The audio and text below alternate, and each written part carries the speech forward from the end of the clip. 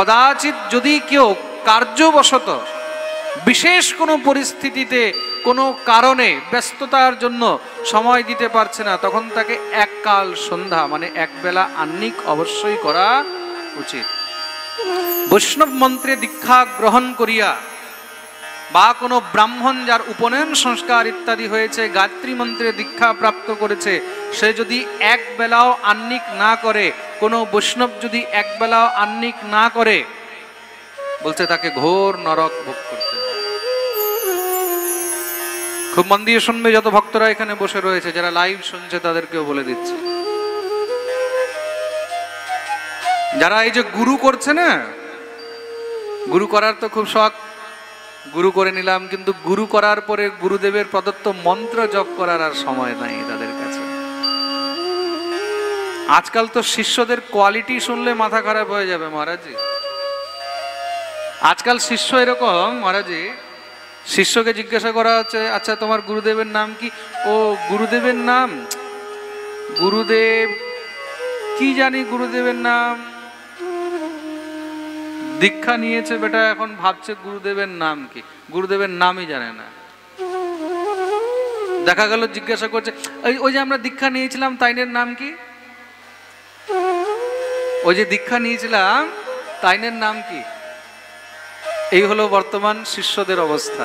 প্রেম সে বলো রাধে রাধে। যদি জিজ্ঞাসা করা হয় তোমরা কোন সম্প্রদায়ে দীক্ষিত, শিষ্য জানেই না কোন সম্প্রদায়ে দীক্ষিত। কেন?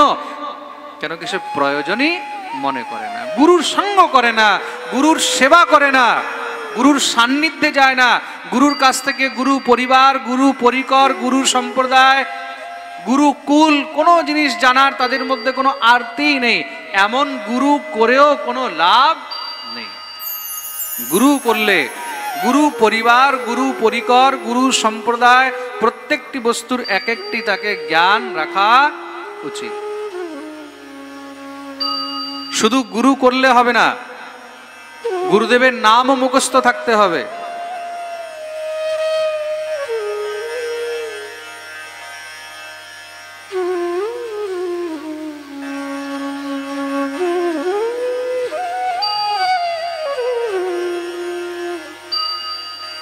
গুরুদেবের নাম মুখস্থ থাকতে হবে। তুমি কোন সম্প্রদায়ে দীক্ষা নিয়েছো সেই সম্প্রদায় তোমাকে জানা উচিত। সেই সম্প্রদায়ের মধ্যে তোমার পরিবার কি সেই পরিবার জানা উচিত, তোমার গুরু পরম্পরা কি সেই পরম্পরা জানা উচিত। আর শুধু তাই নয়, গুরুদেব যেই মন্ত্র দিয়েছে নিত্য নিয়ম করে সেই মন্ত্র জপ অবশ্যই করা উচিত। আর মন্ত্র কিভাবে জপ করতে হয়, বৈষ্ণব দীক্ষা গ্রহণ করলে দ্বাদশ সঙ্গে তিলক না করিয়া মন্ত্র জপ করিতে নেই। সর্বপ্রথম মন্ত্র জপের বিধান খুব মন দিয়ে শুনবে, যারা বৈষ্ণব মন্ত্র দীক্ষা গ্রহণ করেছে, এটা শুধু তাদের জন্যই বলা হচ্ছে। এবার অনেক ভক্ত এখানে এরকমও বসে থাকতে পারে যারা হয়তো বলবে, মহারাজ আমরা তো বৈষ্ণব মন্ত্রে দীক্ষা নিইনি, তাহলে আমাদের জন্য কি হবে? যারা বৈষ্ণব মন্ত্রে দীক্ষা গ্রহণ করেনি তাদের দীক্ষাকে শাস্ত্রে মান্যতাই দেওয়া হয়নি। প্রেম সে বলো রাধে রাধে। খুব মন দিয়ে শুনবেন, যেরকম আপনি কোনো হসপিটালে বা কোনো ডিসপেন্সারিতে গিয়ে সেখানে যদি প্র্যাকটিস করেন, তাহলে আপনাকে কোনো সময় সেখান থেকে ডাক্তারির মান্যতা দেওয়া হয় না, হয় কি? ডাক্তারির মান্যতা নিতে হলে তাহলে আপনাকে ডাক্তারির পড়াই করতে হবে, আপনাকে ডাক্তারির পড়াই করতে হবে, আপনাকে মেডিকেল লেখাপড়া করতে হবে, MBBS করতে হবে, BAMS করতে হবে, BHMS করতে হবে, তাই তো? যখন আপনি সেই ডিগ্রির মধ্যে যাবেন, সেই ইউনিভার্সিটিতে যাবেন, সেখান থেকে আপনি যখন সার্টিফিকেট পাবেন তখন আপনাকে মান্যতা দেওয়া হবে। সুতরাং একমাত্র বৈষ্ণব কুলে চতুর সম্প্রদায় অন্তর্গতে যেই জীব দীক্ষা গ্রহণ করেছে, একমাত্র শাস্ত্রে সেই দীক্ষাকেই মান্যতা দেওয়া হয়েছে। এর বাইরে যারা অন্য জায়গায় দীক্ষা গ্রহণ করেছে তাদেরকে কোনো মান্যতা শাস্ত্রে দেওয়া হয়নি, সেগুলোকে অপসম্প্রদায় বলা হয়েছে। খুব মন্দ এই শুনুন, কি বলা হয়েছে? অপসম্প্রদায়। তার জন্য কদাচিৎ যদি জীবনে কার সঙ্গে এরকম ঘটিত হয়ে যায় যে জ্ঞান ছিল না, জানা ছিল না, ভুলবশত কোনো কারণে অপসম্প্রদায় দীক্ষিত হয়ে গেছে বা অপসম্প্রদায় ঢুকে গেছে, তখন কি করা উচিত? তার জন্য হরিভক্তি বিলাসে খুব সুন্দর করে এই বিষয়ে কিন্তু বর্ণন করা আছে। হরিভক্তি বিলাসে বলা হয়েছে, যদি কদাচিৎ কার সঙ্গে এরকম ঘটনা হয়েছে বা কদাচিৎ যদি কার সঙ্গে এরকম বিষয় হয়ে গেছে, তখন তাকে সর্বথা সবকিছু পরিত্যাগ করে দিয়ে আবার পুনরায় সদ্গুরুর আশ্রয়, কোনো বৈষ্ণব গুরুর আশ্রয় তাকে গ্রহণ করা উচিত। যতক্ষণ পর্যন্ত সে বৈষ্ণব গুরুর আশ্রয় গ্রহণ করবে না, যতক্ষণ পর্যন্ত সে ঠিক পরিবার, ঠিক পরিকর, ঠিক সম্প্রদায়ের অন্তর্গতে দীক্ষা গ্রহণ করবে না, ততক্ষণ পর্যন্ত সে যত মন্ত্রই জপ করুক না কেন সেগুলো সব নিষ্ফল হয়ে যাবে। মন্ত্রাস্তে নিষ্ফলা মতাহা, স্পষ্ট লেখা রয়েছে। প্রেম সে বলো রাধে রাধে। তার জন্য দীক্ষা গ্রহণ করার সময় এইসব জিনিস বিচার করতে হবে, যে আমি যে দীক্ষা নিচ্ছি তা আমি কি ঠিক সম্প্রদায় নিচ্ছি, ঠিক জায়গায় নিচ্ছি, সদ্গুরুর কাছে নিচ্ছি, না আমি অপসম্প্রদায়ে চলে গেলাম।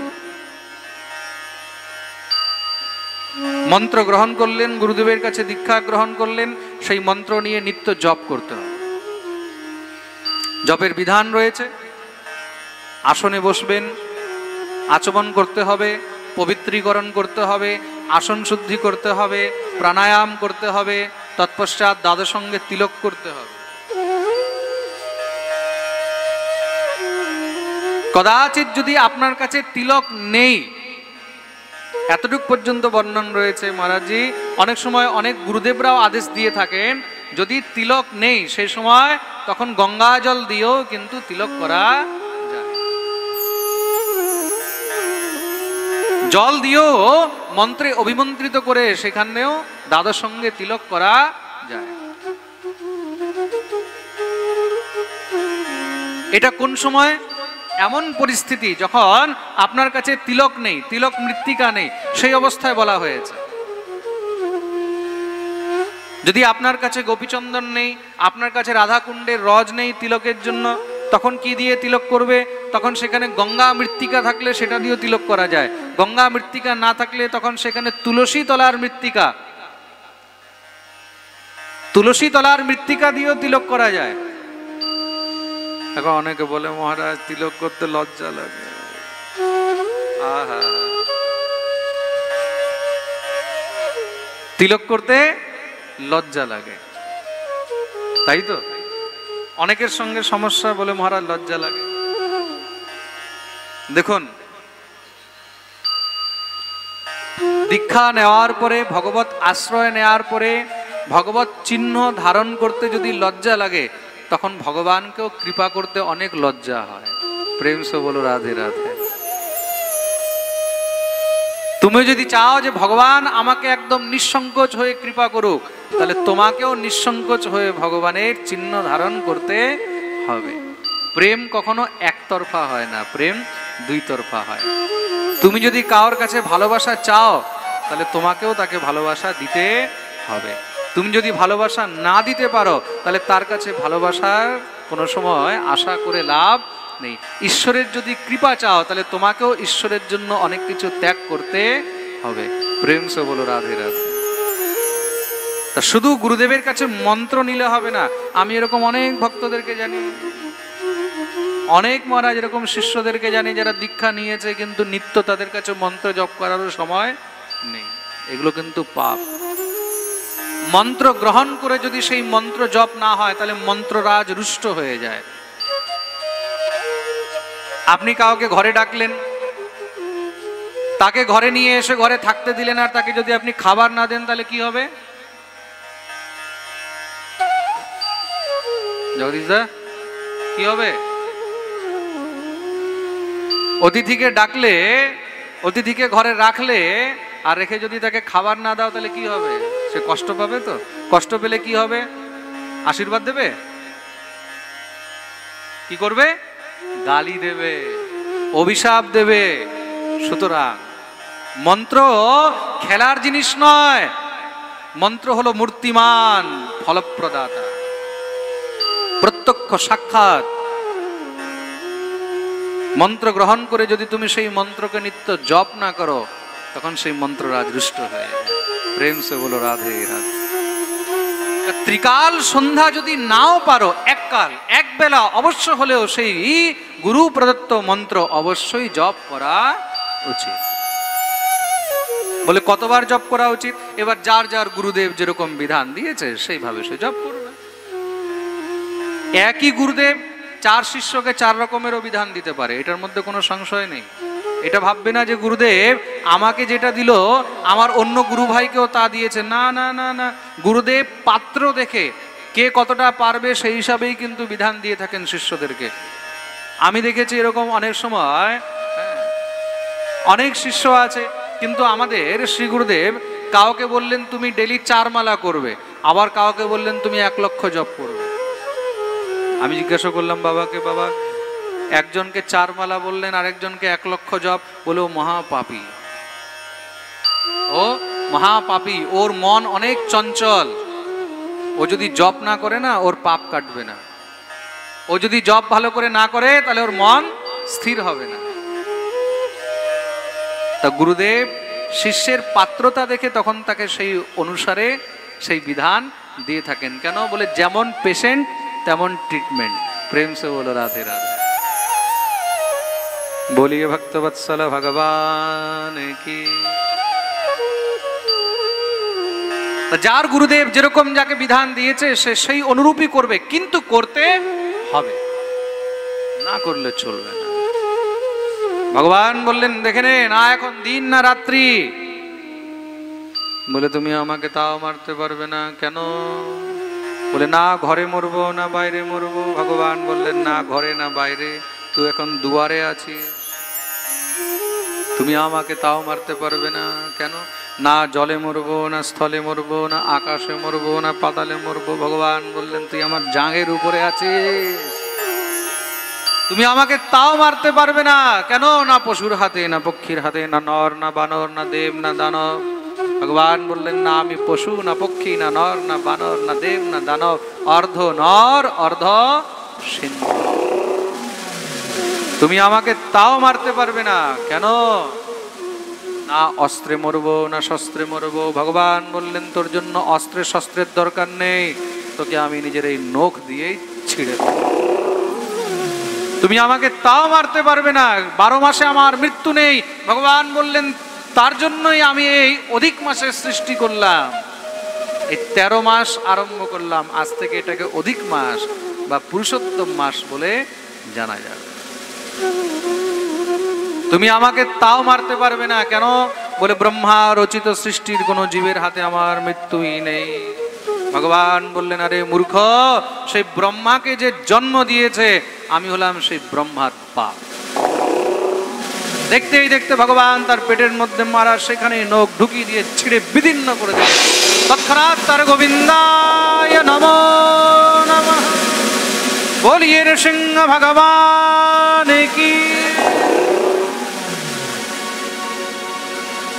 হিরণ্যকশিপুর উদ্ধার করে ভগবান এমন ক্রুদ্ধ হয়ে রয়েছেন, তার নাড়ি ভুড়িগুলোকে সব ছিঁড়ে ছিঁড়ে মারা, ছুঁড়ে ছুঁড়ে ফেলতে লাগলেন।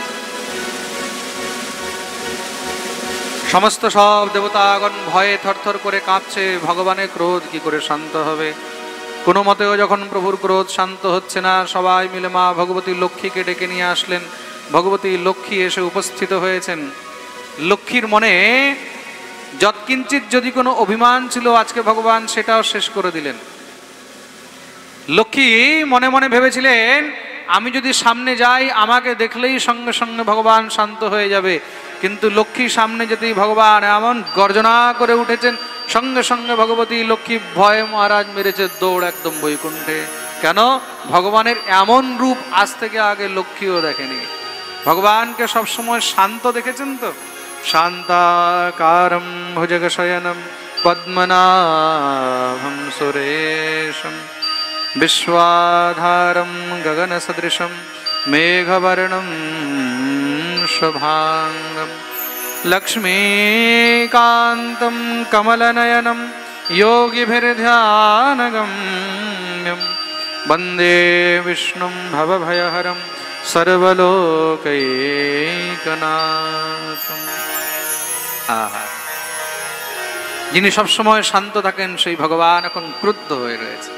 অগ্রম বীরম মহাবিষ্ণুম জ্বলন্তম সর্বতোমুখম নৃসিংহম ভীষণম ভদ্রম মৃত্যুম মৃত্যুম নমাম্যহম। সবাই মিলে দেখলেন এইভাবে তো ক্রোধ শান্ত হবে না।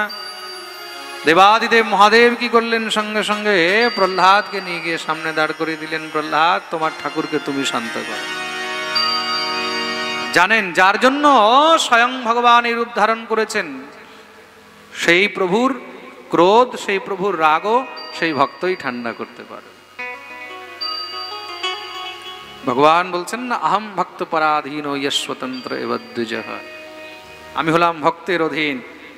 শ্রী প্রহ্লাদজি মহারাজ সামনে দাঁড়িয়ে দিব্য ভগবানের স্তুতি আরম্ভ করে দিয়েছেন। প্রহ্লাদের মনে কিন্তু কোনো ভয় নেই। প্রহ্লাদ তো জানে আমার ঠাকুর মনে হয় এমনই। ব্রহ্মাদয়ঃ সুরগণা মুনয়োऽথ সিদ্ধাঃ সত্ত্বৈকতানমতयो বচসাম প্রবাহৈ নারাধিতং পুরগুণৈরধুনাপি পেপ্রুঃ কিম তোষ্টুমর্হতি সমে হরিরগ্রজাতে। দিব্য নৃসিংহ ভগবানের স্তুতি আরম্ভ করলেন।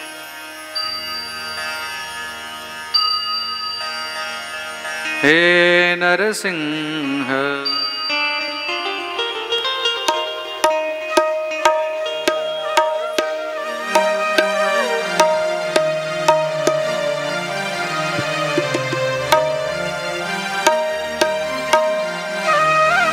हे नरसिंह जय नरसिंह, श्री नरसिंह तव शरणं। हे नरसिंह जय नरसिंह, श्री नरसिंह तव शरणं। हे नरसिंह जय नरसिंह, श्री नरसिंह तब शरणं। সবাই दोनों हाथ दिए ताली सेवा करे नृसिंह भगवान स्तुति गाय। बोलिए नृसिंह भगवान की।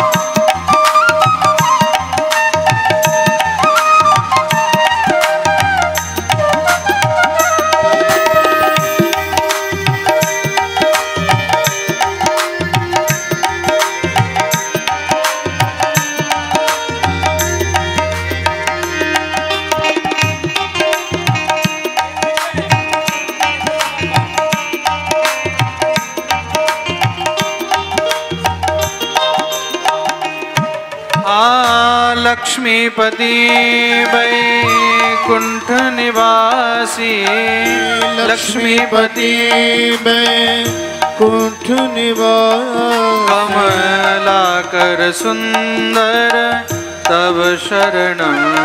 कमलाकर सुंदर तब शरणं। देवाधिपति गिरिजापति ईश्वर, देवाधिपति गिरिजापति ईश्वर, नटवर नागर तब शरणं। नटवर नागर तब शरणं। हे नरसिंह जय नरसिंह, श्री नरसिंह तब शरणं। हे नरसिंह जय नरसिंह, गाइए श्री नरसिंह तब शरणं।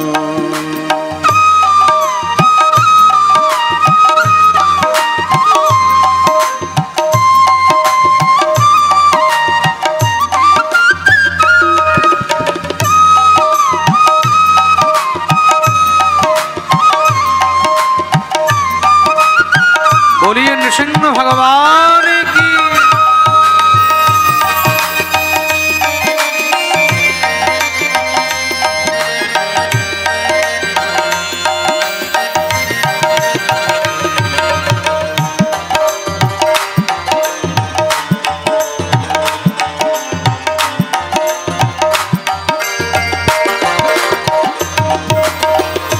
असुर निकंदन हे जगवंदन असुर निकंदन जय जगवंदन असुर निकंदन हे जगवंदन असुर निकंदन हे जगवंदन माया गुण खंडन तव शरणं माया गुण खंडन तब शरणं प्रहलाद कृपा कर सब सुख सागर प्रहलाद कृपा कर सब सुख सागर गोविंद गुणाकर तव शरणं गोविंद गुणाकर तब शरणं हे नरसिंह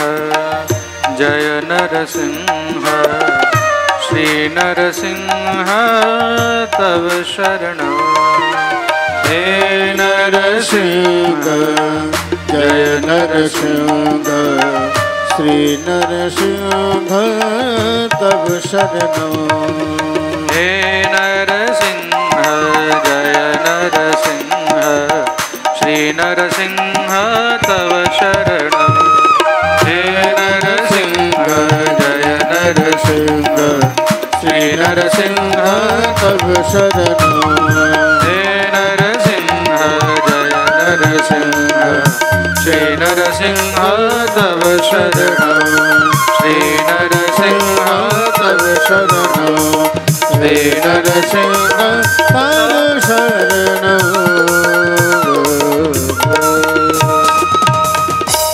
बोलिए नरसिंह भगवान की जय। ভগবান নৃসিংহদেব শান্ত হয়েছেন, প্রহ্লাদকে কোলে নিয়ে বসালেন। দিব্য প্রহ্লাদকে ভগবান নিজের বাৎসল্য ভাবের দ্বারা চেটে চেটে মনে হচ্ছে আজকে প্রহ্লাদের রস আস্বাদন করছেন। ভগবান প্রহ্লাদের উপরে এত প্রসন্ন হলেন, ভগবান বলছেন প্রহ্লাদ তুমি বর চাও। প্রহ্লাদ বললেন প্রভু আমার পিতা জীবনে অনেক পাপ করেছে, এমন কৃপা করুন তাতে যেন আমার পিতার উদ্ধার হয়ে যায়।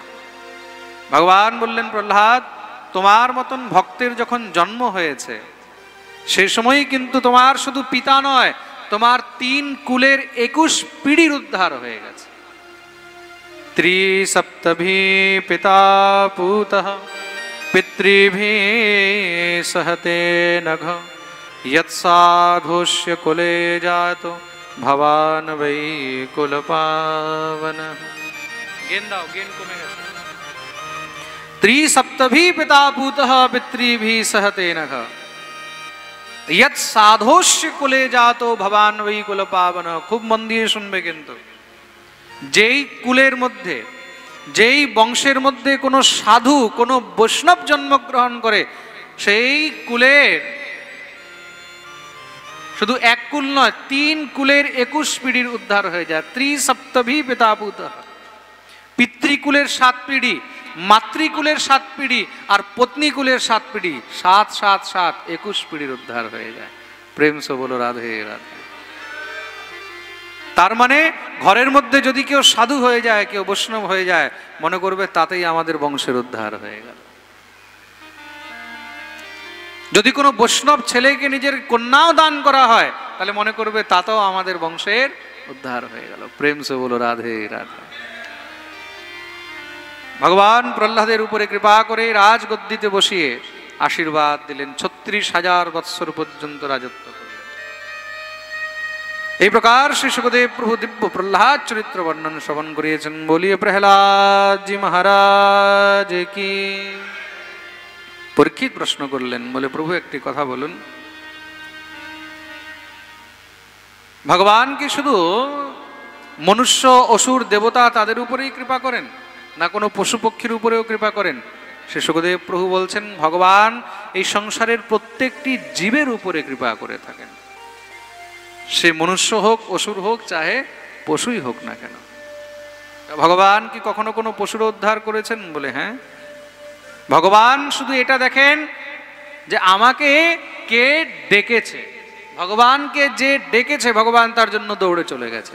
এবার সে পশু হোক, সে মনুষ্য হোক, চায় সে অসুরই হোক না কেন। খুব সুন্দর প্রসঙ্গ শোনালেন। आसीद् गिरिवरो राजन् त्रिकूट इति विश्रुतः क्षीरोदेनावृतो श्रीमान् योजनायुतमुत्सृतः। এক সময় এক বহুত বলবান গজরাজ ছিল, ত্রিকুট পর্বতের উপরে বাস করত। সেই গজরাজ, সেই হাতির মধ্যে 10,000 হাতির বল ছিল। আর যত বল ততই অভিমান।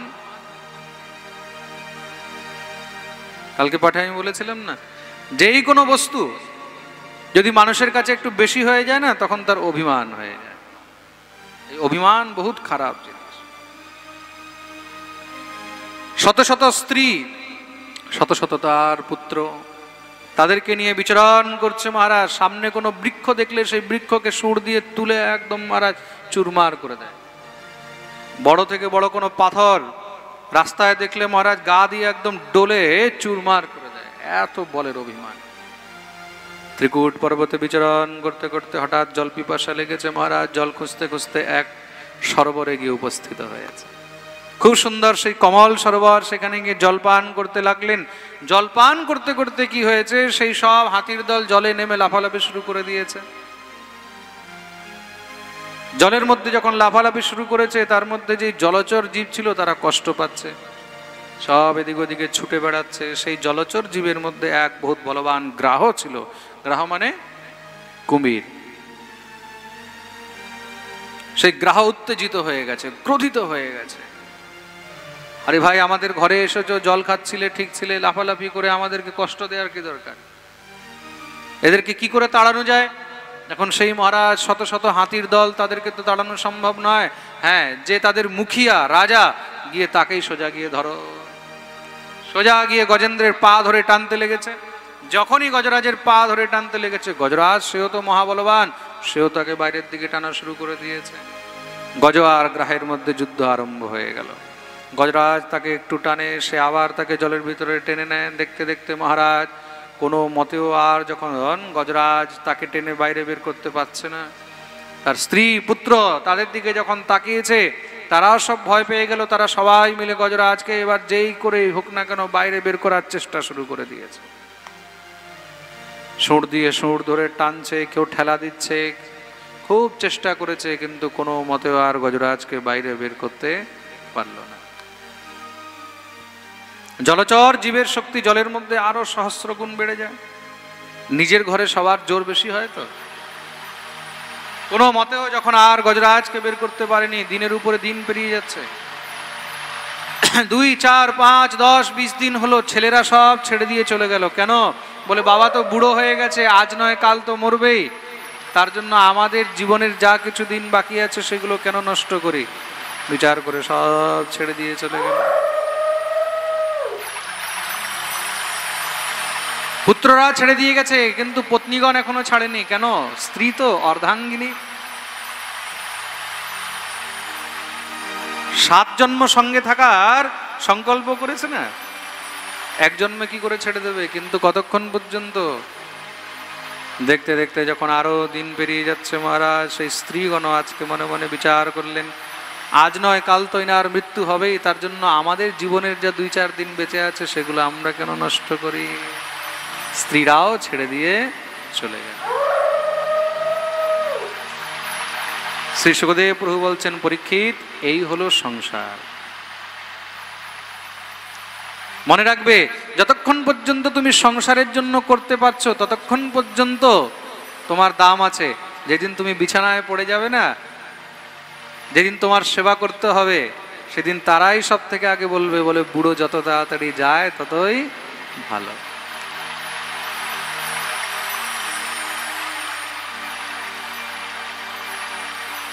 এই সংসারের মধ্যে কেউ কাউর নয়। সুখ কে সব সাথী, দুঃখ মে না কই। জীবনে যতক্ষণ পর্যন্ত তুমি করতে পারছো ততক্ষণ তোমার দাম আছে। যখন তুমি করতে পারবে না, তখন যাদের জন্য করেছো তারাই ভাববে, বলে যত তাড়াতাড়ি যায় ততই ভালো। শ্রী সুখদেব প্রভু বলছেন 1000 বৎসর পর্যন্ত যুদ্ধ হয়েছে গজগ্রাহের মধ্যে। গজরাজের মনে এখনো আশা ছিল, আমার স্ত্রী আমার পুত্র তারা আসবে, আমাকে বাঁচাবে। কেউ আসেনি। শরীরের সামর্থ্য, তার অভিমান ছিল হয়তো আমি নিজেকে বাঁচিয়ে নেব। শরীরের সামর্থ্য আস্তে আস্তে নষ্ট হয়ে গেল, সংসারের কোনো আশা থাকলো না। দেখতে দেখতে পুরো শরীর ডুবে গেছে, শুধু মুখখানা বাকি রয়েছে। অন্তে গিয়ে গজরাজ বুঝে গেল যে এখন আমার বাঁচার আর কোনো উপায় নেই। যখন দেখেছে মৃত্যু একদম সমীপে চলে এসেছে, তখন অন্তে গিয়ে তাকে ভগবানের কথা মনে পড়েছে। कि अपबल तपबल और बाहुबल, चौथो है बलदान। शूर किशोर कृपा सो सब विधि, हारे को हरिना। सुनोरी मैंने निर्बल के बलराम। অন্তে গিয়ে ভগবানের কথা মনে পড়েছে। সঙ্গে সঙ্গে সুর উপরে করে ভগবানকে, দিব্য মহারাজ গুণগান গে স্তুতি করতে লাগলেন, ভগবানকে ডাকতে লেগেছে। ওম নমো ভগবতে তস্मै यत एतच्चिदात्मकं पुरुषाय दिवीजाय परेशाय धीमहि। দিব্য ভগবানের স্তুতি করলেন। এটাকে গজেন্দ্র মোক্ষ স্তোত্র বলা হয়েছে। ভগবানও আর দেরি করলেন না, সঙ্গে সঙ্গে ভগবান গরুড়ের পিঠে বসে এসে সুদর্শন চক্র দ্বারা সেখানে গ্রাহের মস্তক ছেদন করে দিলেন। গ্রাহের উদ্ধার করেছেন। গ্রাহের পাশ থেকে গজ মুক্ত হলো। সেখান থেকে একটি পদ্মফুল সুঁড় দিয়ে তুলে নিয়ে এসে গোবিন্দের পাদপদ্মে অর্পণ করেছে। গোবিন্দের চরণ স্পর্শ করতে সেখানে গজেরও উদ্ধার হয়ে গেল। দিব্য চতুর্ভুজ রূপ ধারণ করে পরম ধাম গমন করেছেন। ভগবান গজগ্রাহ দুটির উদ্ধার করলেন। বলিয়ে ভক্ত বৎসল ভগবান কি।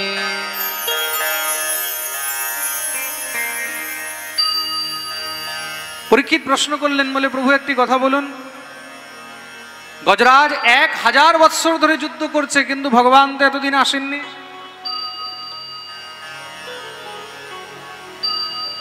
এতদিন কেন আসেননি? শ্রী সুখদেব প্রভু বলছেন, দেখো এতদিন ধরে গজরাজ যুদ্ধ করছিল, কিন্তু এতদিন ধরে সে ভগবানকে ডাকেও তো নি। ডেকেছে? যখন ডেকেছে ভগবান আসতেও দেরি করেননি। कौन कहता है भगवान आते नहीं, सच तो ये है कि हम बुलाते नहीं। ভগবান তো আসার জন্য তৈরি হয়ে বসে রয়েছে, কিন্তু আমরা ভগবানকে ডাকতে পারছি না।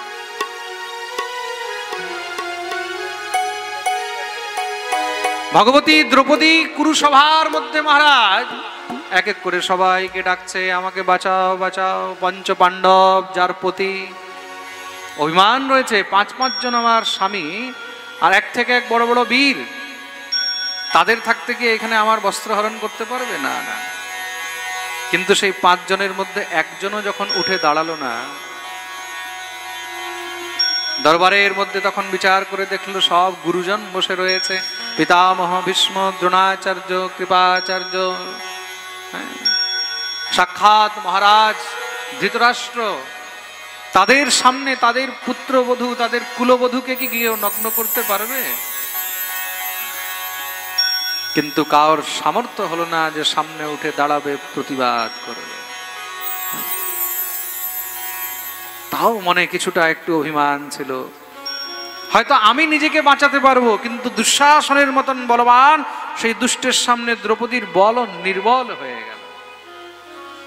যখন দেখলো আর কোনো উপায় নেই, যেই দ্রৌপদী এতক্ষণ পর্যন্ত নিজের বস্ত্র ধরে টেনে টেনে নিজেকে বাঁচাবার চেষ্টা করছিল, সেই দ্রৌপদী এখন অন্তে গিয়ে বস্ত্র ছেড়ে দিয়ে দুটি হাত উপরে তুলে দিল। শ্রীকৃষ্ণ দ্বারিকাবাসিন কৃষ্ণ গোপী জন প্রিয় কৌরবে পরিভূতামা কিম ন পশ্যসি কেশব। হে গোবিন্দ, তুমি তো আমাকে কৃষ্ণা বলেছ, হে কৃষ্ণ তুমিও তো বলেছ যে আমি তোমার প্রিয় সখী। দ্বারকায় বসে আছো আর এই কুরুসভায় আজকে আমার সঙ্গে যে অত্যাচার হচ্ছে তুমি কি দেখতে পাচ্ছ না? কৌরবে পরিভূতা মাম কিম ন পশ্যসি কেশ। এই দেহ তুমি দিয়েছো, এই দেহকে ঢাকার দায়িত্ব তোমার। সবার সামনে যদি কুরুসভায় আজকে আমাকে নগ্ন করা হয়, তাহলে আজকে লজ্জা আমার নয়, লজ্জা তোমার যাবে। ঝরঝর করে দ্রৌপদী কাঁদছে, হরে গো হরিনা। যখনই গোবিন্দকে ডেকেছে, গোবিন্দ আসতে দেরি করেননি, সঙ্গে সঙ্গে ভগবান উপস্থিত হয়ে গেলেন। আর ইতিহাস সাক্ষী, ভগবান দ্রৌপদীর বস্ত্র নিবারণ করলেন। দুঃশাসন টানতে টানতে মূর্ছিত হয়ে গেল, বুঝতেই পারল না যে এটা কি রহস্য, কি হলো।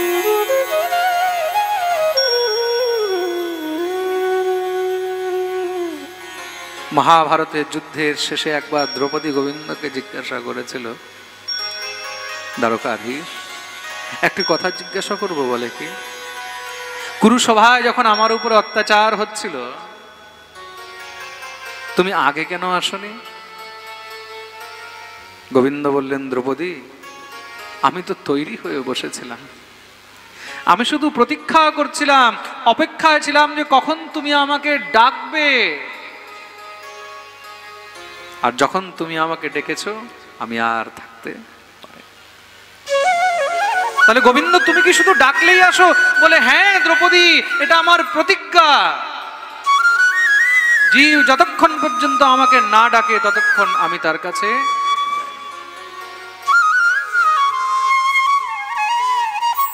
তুমি আমার দিকে 1 পা বাড়াও, আমি তোমার দিকে 100 পা, কিন্তু তোমাকে 1 পা বাড়াতে।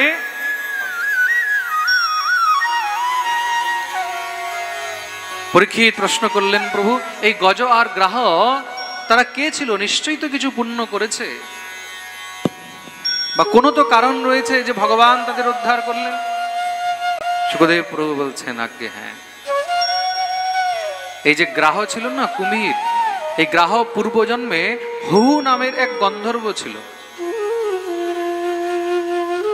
একবার দেবল ঋষি নদীতে স্নান করছিলেন, সেই হুহু নামক গন্ধর্ব জলের মধ্যে ডুব দিয়ে গিয়ে সেই ঋষির পা ধরে টানতে লেগেছে। দেবল ঋষি পরম প্রতাপী, ঋষি কিছুক্ষণের জন্য একটু ভয় পেয়ে গেলেন, কিন্তু তিনি তো পরম শক্তিমান, সঙ্গে সঙ্গে তাকে টেনে বাইরে বের করে নিলেন। দেখি তো কে। ভেবেছিলেন কোনো জলচর হবে, কিন্তু যখনই বাইরে বের করলেন সেই কি, ওহো এ তো গন্ধর্ব। কুপিত হয়ে গেলেন, অভিশাপ দিয়ে দিলেন, মূর্খ, এত সুন্দর ভগবান তোকে গন্ধর্ব বানিয়েছে। গন্ধর্বরা কিন্তু দেখতে খুব সুন্দর হয় মহারাজ। গন্ধর্বদের রাজা হলেন চিত্ররথ। গন্ধর্বরা দেখতে দেবতাদের থেকেও সুন্দর হয়। তোকে ভগবান গন্ধর্ব বানিয়েছে আর তুই জলচর জীবের মতন আচরণ করছিস। যা, তোকে অভিশাপ দিচ্ছি, তুই জলচর হয়ে যাবি, গ্রাহ হয়ে যাবি। যখন অভিশাপ দিলেন সঙ্গে সঙ্গে চরণে পড়ে কাঁদতে লেগেছে। হে মহাত্মন, ভুল হয়ে গেছে, আমার অপরাধ হয়ে গেছে, আমাকে ক্ষমা করুন। আমার উদ্ধার কি করে হবে? এখন ঋষি তো, সাধু তো, সাধু যত তাড়াতাড়ি রুষ্ট হয় তত তাড়াতাড়ি তুষ্ট হয়। এটা হলো সাধুর লক্ষণ। ক্ষণেই রুষ্টা, ক্ষণেই তুষ্টা, রুষ্টা তুষ্টা ক্ষণেই ক্ষণেই। যখনই প্রণাম করেছে, প্রার্থনা করেছে, প্রসন্ন হয়ে গেলেন। ঠিক আছে, যা, তোর উদ্ধার অবশ্যই হবে, কিন্তু মনে রাখবি এই যে পা ধরার স্বভাবটা নিয়েছিস না, এই স্বভাবটা ছাড়বি না। না জানে পা ধরতে ধরতে কখন কোন মহতের চরণ ধরে ফেলবি, আর সেদিনই তোর উদ্ধার হয়ে যাবে। তুমি যদি ভজন নাও করতে পারো না, তাহলে সাধুগুরু বৈষ্ণবের চরণাশ্রয় নিয়ে থাকবে, সাধুগুরু বৈষ্ণবের সেবা করবে, সেই সেবাতেই কিন্তু তোমার উদ্ধার হয়ে যাবে। প্রেম সে বলো রাধে রাধে। সেই দেবল ঋষিকে যে জায়গায় সেই হু গন্ধর্ব পা ধরে টেনেছিলেন, দেবল ঋষির সেই তপস্থলী, সেই জায়গার নাম হলো দেওল ঘাটা। এই জায়গাটা কোথায়? পশ্চিম বাংলায় একটা জায়গা আছে পুরুলিয়া। ওই পুরুলিয়ার মধ্যে সেই দেওলঘাটা নামক স্থান এখনো আছে, সেই নদীও আছে। আমরা মহারাজ ওখানে পাঠ করতে গেছিলাম, খুব সুন্দর স্থান। কখনো যদি সময় হয় আপনারা সময় পেলে দর্শন করে আসবেন। এই যে আমাদের মহারাজ কিশোরীদাস বাবাজি মহারাজ, ওনার জন্মস্থানের কাছেই একদম দেওলঘাটা। বহুত প্রাচীন প্রাচীন সেখানে মন্দির আছে দেওলঘাটায়, 2000-2500 বৎসর পুরানো। মানে সেই ইংরেজ আমল, সেই মহারাজ মুসলিম আমল, তার থেকেও উপরে মৌর্য বংশ, হ্যাঁ, তখনকার সময়ের মন্দির। এত প্রাচীন প্রাচীন মন্দির সেখানে আছে, প্রাচীন প্রাচীন সেই বিগ্রহ সেখানে আছে, দর্শনীয় স্থান। আর সেই গজরাজ কে ছিল? গজরাজ পূর্বজন্মে ইন্দ্রদ্যুম্ন নামক রাজা ছিলেন। রাজপাট সবকিছু পরিত্যাগ করে দিয়ে তিনি বনের মধ্যে ভগবানের ভজন করছিলেন। একদিন হঠাৎ করে অগস্ত্য ঋষি সেখান থেকে নিজের শিষ্যদেরকে নিয়ে যাচ্ছেন। দূর থেকে অগস্ত্য ঋষিকে দেখে তাড়াতাড়ি করে ইন্দ্রদ্যুম্ন রাজা কি করলো, একদম মহারাজ মালা ঝোলা নিয়ে চাদর টাদর দিয়ে ভালো করে জপ করতে বসে গেছে। কেন? ঋষি যখন আসবে, ঋষি দেখলে খুব খুশি হবে, দেখো ভজন করছে। দেখো, বই পড়া পণ্ডিত আর নিজে ভজন করা, এগুলো কিন্তু বহুত খতরনাক হয়। তার জন্য ভজনও শিখতে হয়। ভজন কি করে শিখবে, কিভাবে ভজন করা উচিত, তার নিয়ম কানুন, ভজনের প্রণালী, এগুলো শেখার জন্য গুরুর কাছে থাকতে হয়। গুরু শুশ্রূষয়া বিদ্যা। ভজন করা ভালো, কিন্তু ভজনের ঢং করা ভালো নয়। অগস্ত্য ঋষি দূর থেকে এই দৃশ্য দেখলেন, আচ্ছা বেটা, কাছে এসে উপস্থিত হয়েছেন, তাও জায়গা থেকে নড়ছে না, একদম মহারাজ জমে বসে আছে। কুপিত হয়ে গেলেন, মূর্খ কোথায়। সাধু গুরু বৈষ্ণবদেরকে দেখলে সঙ্গে সঙ্গে দৌড়ে গিয়ে স্বাগত করবে, প্রণাম করবে, হ্যাঁ, আর সেই জায়গায় হাতির মতন বসে রয়েছিস, যা তুই হাতি হয়ে যা। এটা হলো নিয়ম। আপনি যদি দূর থেকে কোনো সাধু দেখেছেন, কোনো গুরুজন দেখলেন, কোনো মহৎজন দেখলেন, নিজের 100টি কাজ ছেড়ে দিয়েও দৌড়ে গিয়ে আগে তাকে প্রণাম করবে, তাকে স্বাগত করবে।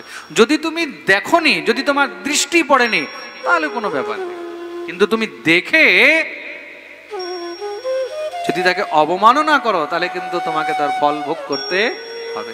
নিজের থেকে গুরুজন, নিজের থেকে বড়জনকে যখনই দেখবে, সঙ্গে সঙ্গে গিয়ে তাকে স্বাগত করবে, প্রণাম করবে, বন্দন করবে। অভিশাপ দিয়ে দিলেন, যাও হাতি হয়ে যাও।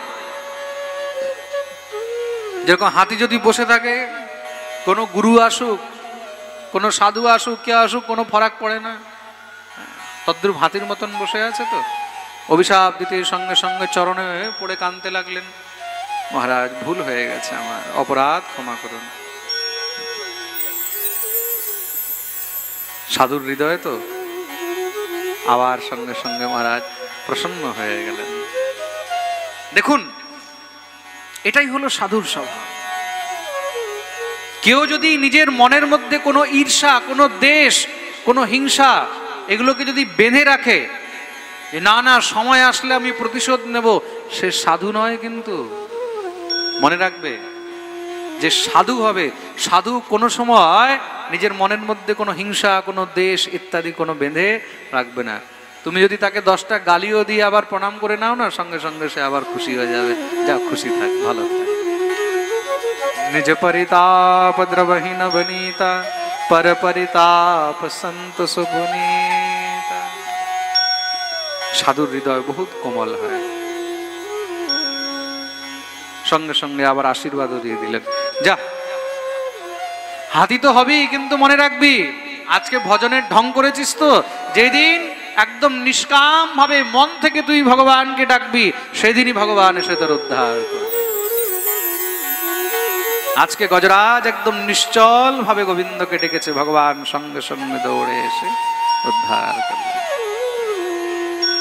ও কौन कहता है भगवान आते नहीं, कौन कहता है भगवान आते नहीं, द्रौपदी की तरह हम बुलाते नहीं, द्रौपदी की तरह हम बुलाते नहीं। कौन कहता है भगवान आते नहीं, कौन कहता है भगवान आते नहीं, मीरा के तो जैसे बुलाते नहीं, मीरा के तो जैसे बुलाते नहीं। अच्युतम केशवम कृष्ण दामोदरम राम नारायणम जानकी वल्लभम। अच्युतम केशवम कृष्ण सबाई दोनों हाथ दिए ताली सेवा करे गाइबे। नारायणम जानकी वल्लभम। দেখুন বারবার পাঠে বলা হয় যখন কীর্তন হয় কীর্তনের সময় কখনো হাত বেঁধে রাখতে নেই। মনে রাখবে ভগবান তখন কিন্তু দেখতে থাকে, আচ্ছা এই হাত দিয়েছি আর আমার কীর্তনে হাতগুলোর কোনো উপযোগ হলো না, তাহলে হাত দিয়ে কোনো লাভ নেই, মনে রাখবে। তা যদি এই হাত সব সময় চাও যেন এইভাবেই আনন্দে গোবিন্দের সেবায় লাগতে থাকে, দোনো হাত উপরে করে তালি সেবা করে।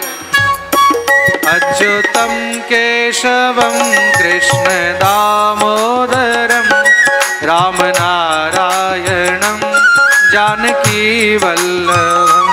अच्युतो केशवं कृष्ण दामोदरं राम नारायणं जानकी वल्लभम्।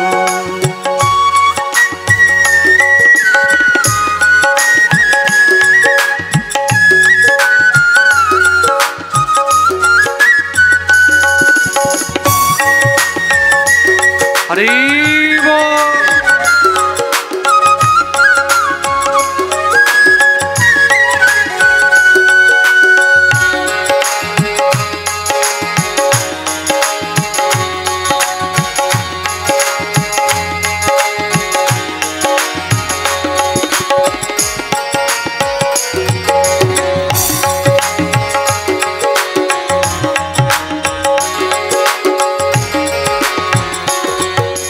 कहता है भगवान खाते नहीं, कौन कहता है भगवान आते नहीं, कौन कहता है भगवान खाते नहीं, कौन कहता है भगवान खाते नहीं। बेर शबरी के जैसे खिलाते नहीं, बेर शबरी के जैसे खिलाते नहीं। अच्युतम केशवम कृष्ण दामोदरम राम नारायणम जानकी वल्लभम। अच्युतं केशवं कृष्ण दामोदरं राम नारायणं जानकी वल्लभम्।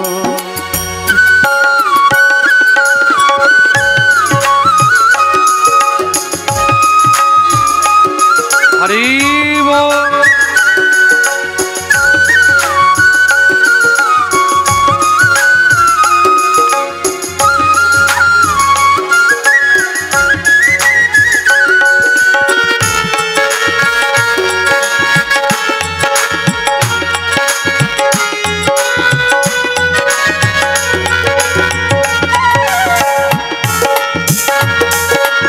वृंदावन बिहारी लाल की, श्री राधा रानी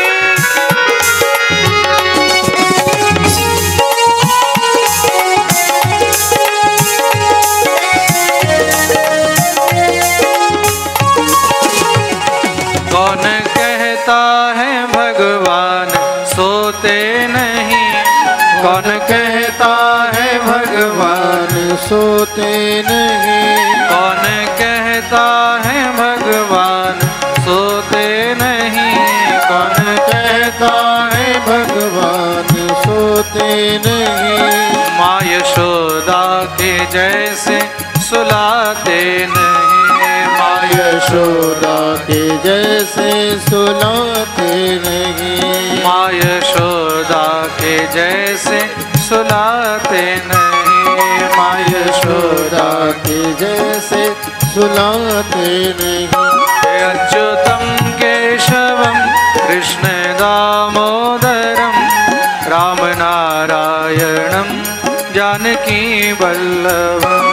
अच्युतं केशवं कृष्ण दामोदरं राम नारायणं जानकी वल्लभम्।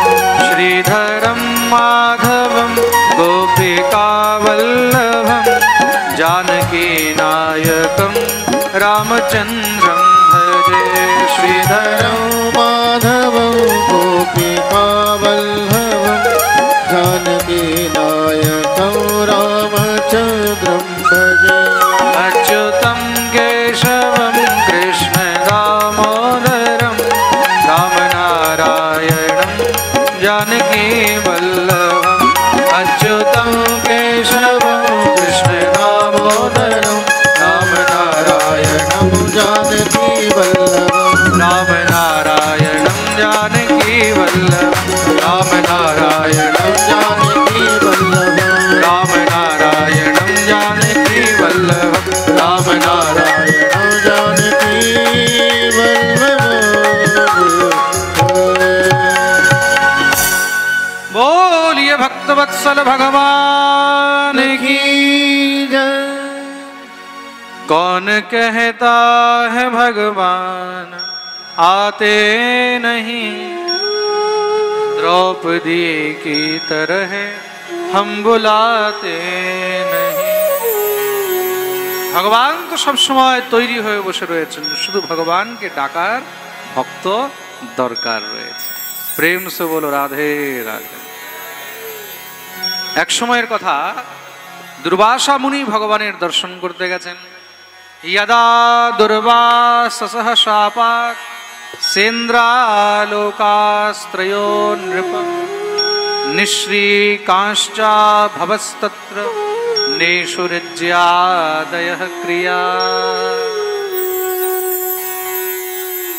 গণেশ পুরাণে এই বিষয়ে খুব বিস্তৃত বর্ণন রয়েছে, খুব মন দিয়ে শুনবে। ভাগবতের মধ্যে তো একটা শ্লোকেই খালি ইঙ্গিত করে দিয়েছে। দুর্বাসা ভগবানের দর্শন করতে গেছেন বৈকুণ্ঠে। বৈকুণ্ঠে দর্শন করতে গেছে, মা ভগবতী লক্ষ্মী দেবী গোবিন্দের জন্য খুব সুন্দর পারিজাত পুষ্পের মালা বানিয়েছে। দিব্য সেই পারিজাত পুষ্পের মালা তিনি গোবিন্দকে গলায় পরিয়েছিলেন। দুর্বাসা এসে উপস্থিত হয়েছে, প্রভুকে প্রণাম করলেন। ভগবান বিচার করলেন ঋষিবর এসেছে, ঋষিকে কিছু তো দেওয়া উচিত।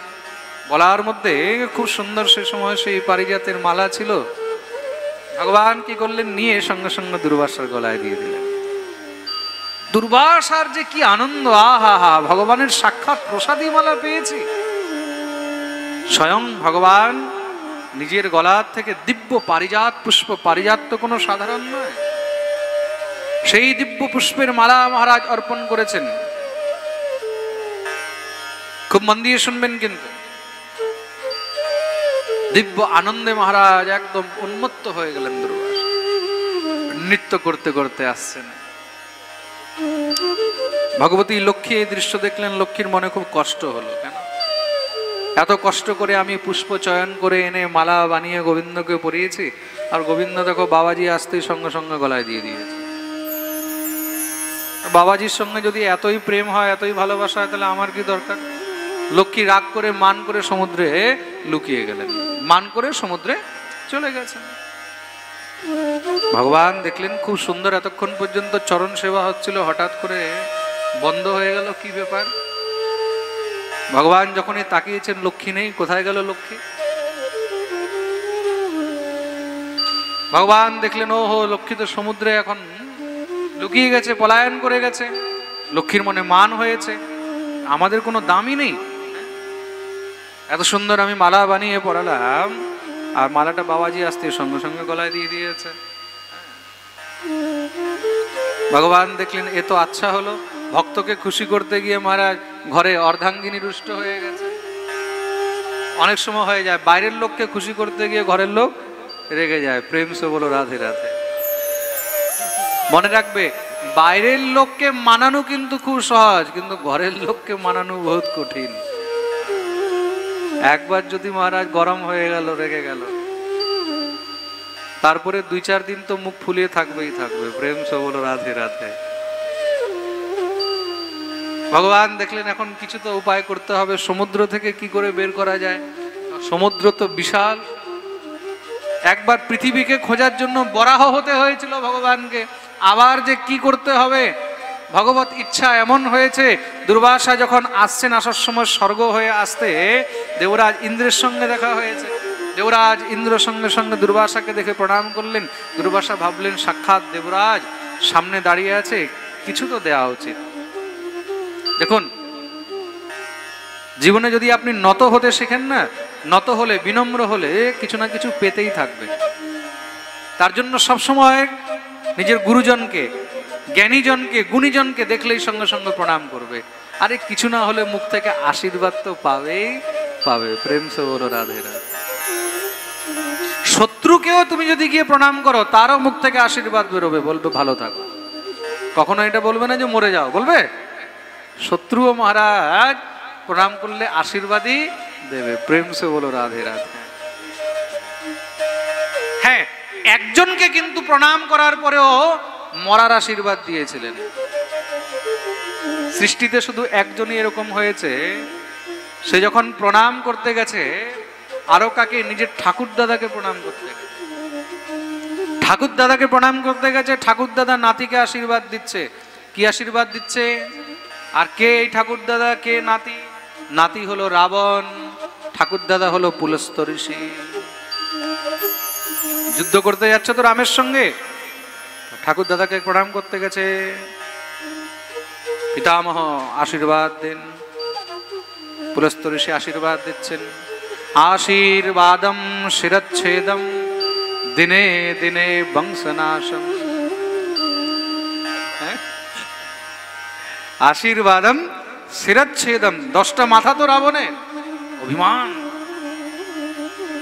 ভেবেছে দাদুর কাছে যাব, দাদু আশীর্বাদ দেবে, বিজয়ী ভাব। দাদু বলছে আশীর্বাদম শিরচ্ছেদম, আশীর্বাদ দিচ্ছি তাড়াতাড়ি তোমার মাথাগুলো কাটা পড়ুক। আর দিনে দিনে বংশনাশম, দিনে দিনে যেন তোমার বংশ নাশ হয়ে যায়। প্রেম সে বলো রাধে রাধে। আরে বলো না, আরো জোরে, আরো জোরে, আরো জোরে, সবাই দোনো হাত উপরে করে জয় জয় শ্রীরাম। এখানে কিন্তু একটা শিক্ষা আছে। শিক্ষা কি আছে? নিজ আপনজন যদি দুষ্ট হয়, তখন তারও মঙ্গল কামনা করতে নেই। প্রেম সে বলো রাধে রাধে। বাংলা একটা কথা আছে না, বলে দুষ্ট গরু থেকে শূন্য গোয়াল ঘর বেশি ভালো। এমন আশীর্বাদ দিয়েছেন নাতিকে। আর আশীর্বাদের ফল কি হয়েছে? দিনে দিনে আগে বংশ নাশ হয়েছে। এক এক করে বিচার করে দেখুন, সেই রাবণের সামনে তার সব বংশ শেষ। নাতি, পতি, পুত্র, ভাই, বন্ধু সব আগে শেষ হয়েছে। 1 লক্ষ পুত্র, 1.25 লক্ষ নাতি রাবণের, সব তার চোখের সামনে আগে শেষ। সব থেকে শেষে নিজে গোবিন্দায় নমো নমঃ। দুর্বাসা ঋষি যখনই মালা পরিয়েছেন, দেবরাজ ইন্দ্র কি করলেন? মালাটাকে নিয়ে হাতির উপরে দাঁড়িয়েছিলেন, সেই হাতির মাথার উপরে ফেলে দিয়েছে। এখন হাতি তো হাতি, হাতি কি জানে মহারাজ কিসের মালা, কি মালা? হাতির সুর দিয়ে মালাটাকে নিচে নিজের পায়ের দিয়ে ডলে দিয়েছে। দুর্বাসা যখন এই দৃশ্য দেখলেন, আর সহ্য করতে পারলেন না, কুপিত হয়ে অভিশাপ দিয়ে দিলেন, মূর্খ, ভগবানের একটা প্রসাদী মালা তুই কিছুক্ষণ সামলিয়ে রাখতে পারলি না? তাহলে তুই স্বর্গের সাম্রাজ্য কি করে সামলাবি? যা, তোকে অভিশাপ দিচ্ছি, নিঃশ্রী কাশ্চা ভমস্তত্র নেশুরিজ্যাদয়ঃ ক্রিয়া। যা, তুই শ্রীহীন হয়ে যাবি। অভিশাপ দিয়ে দিলেন শ্রীহীন হওয়ার। অভিশাপ দিয়ে তো মহারাজ চলে গেছে। দত্তগুরু শুক্রাচার্য সঙ্গে সঙ্গে দৈত্যদেরকে আদেশ দিলেন, যাও তোমরা আক্রমণ করে দাও দেবতাদের উপরে। কেন? বলে ব্রাহ্মণের অভিশাপ লেগেছে। দৈত্যরা গিয়ে আক্রমণ করতেই দেবতাগণ সব পরাজিত হয়ে গেলেন। মনে রাখবে, জীবনে কোনো সময় ভগবত প্রসাদী বস্তু, ভগবত প্রদত্ত বস্তু তার অবহেলা করতে নেই। মহাপুরুষদের প্রদত্ত কোনো বস্তুর অবহেলা করতে নেই।